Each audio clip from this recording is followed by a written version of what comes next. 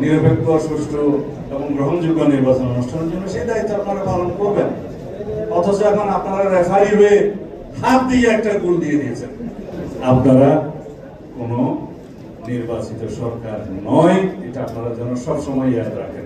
আমরা মনে করেছিলাম জাতীয় ঐকমত্য কমিশন রেফারির ভূমিকা পালন করবে।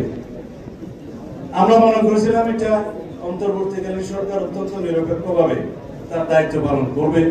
তত্ত্বাবধায়ক সরকার যে জন্য প্রতিষ্ঠিত হয় একটি নিরপেক্ষ, সুষ্ঠু এবং গ্রহণযোগ্য নির্বাচন অনুষ্ঠানের জন্য সেই দায়িত্ব আপনারা পালন করবেন। অথচ এখন আপনারা রেফারি হয়ে হাত দিয়ে একটা গোল দিয়ে দিয়েছেন। এখন বলছে রাজনৈতিক দলগুলোকে সিদ্ধান্ত নিতে হবে 7 দিনের মধ্যে, নাইলে আমরা সিদ্ধান্ত নেব।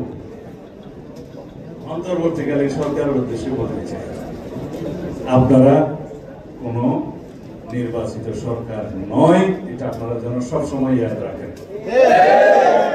আপনাদের এইরকম কোন এখতিয়ার নাই আমাদেরকে ডিকটেট করার যে 7 দিনের ভিতরে আপনারা সিদ্ধান্ত নেন, না হলে আমরা সিদ্ধান্ত নেব। এত শক্তি প্রদর্শন আপনাদের বোধহয় মানায় না। টানা তৃতীয়বার অর্জন করেছে দেশের সেরা সুপার ব্র্যান্ড স্বীকৃতি বসুন্ধরা টিস্যু। গণতান্ত্রিকভাবে আপনারা নিরপেক্ষতার সাথে আগামী দিনের একটি সুষ্ঠু সুন্দর নির্বাচন অনুষ্ঠানের জন্য সকল যাবতীয় কর্মকাণ্ড করেন। আমরা আপনাদেরকে সমর্থন করেছি, করবো ওই সীমারেখার মধ্যেই। আপনাদের সীমারেখা হচ্ছে যে আপনারা একটি ঐতিহাসিক নির্বাচন অনুষ্ঠান করবেন। আর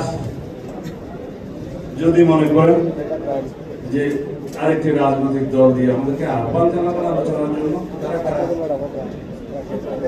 অন্তর্বর্তীকালীন সরকারের প্রধান উপদেষ্টা যদি আমাদেরকে আহ্বান জানায় কোনো বিষয়ে আলোচনা করার জন্য, যে কোনো ইস্যুতে, আমরা সবসময় আলোচনায় আগ্রহী যাব।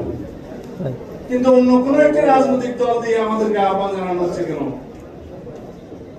আমরা রাজনৈতিক যোগাযোগ সকল রাজনৈতিক দলের সাথে রাখি, সেটা এনসিপি হোক, জামাত ইসলাম হোক, অন্যান্য পার্টি হোক, সবার সাথে আমরা গণতান্ত্রিক কালচার হিসেবে রাজনৈতিক যোগাযোগ এবং আলাপ আলোচনা সম্পর্ক রাখবো। কিন্তু কোন বিষয়ে আলোচনা করার জন্য কোন রেফারির ভূমিকায় কোন দলকে আপনারা আহ্বান জানাবেন ইনডাইরেক্টলি, সেটা বোধহয় সঠিক হচ্ছে।